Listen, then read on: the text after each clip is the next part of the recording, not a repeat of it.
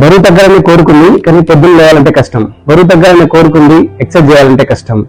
బరువు తగ్గాలి, హెల్తీగా ఉండాలని, మెడిసిన్ లేకుండా బ్రతకాలి అని చెప్పేసి మంచి కోరికలు ఉన్నాయి. కానీ ఫుడ్ ఇది అది ఇంతే అంతే అదే విధంగా తినాలి అనే దానికి కానీ మనకు కష్టంగా ఉంటుంది.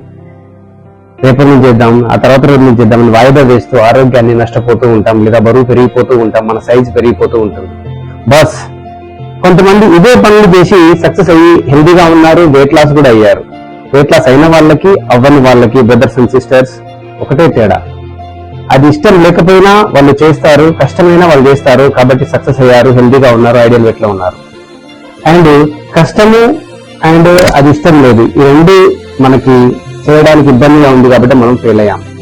డియర్ ఆల్, మీరు ఐడియల్ వెయిట్ లో ఉండాలి, హెల్తీగా ఉండాలి, మెడిసిన్ లైఫ్ కు వెళ్ళకూడదు అంటే కష్టమైనా సరే అది చేయండి, మీరు సక్సెస్ అవుతారు. ఎవ్వరికి ఇష్టం ఉండదు, అన్ని కష్టాలే ఉంటాయి. కాబట్టి అదాన్ని ఇష్టపడండి, మీ లైఫ్ సూపర్ గా ఉంటుంది. All the best.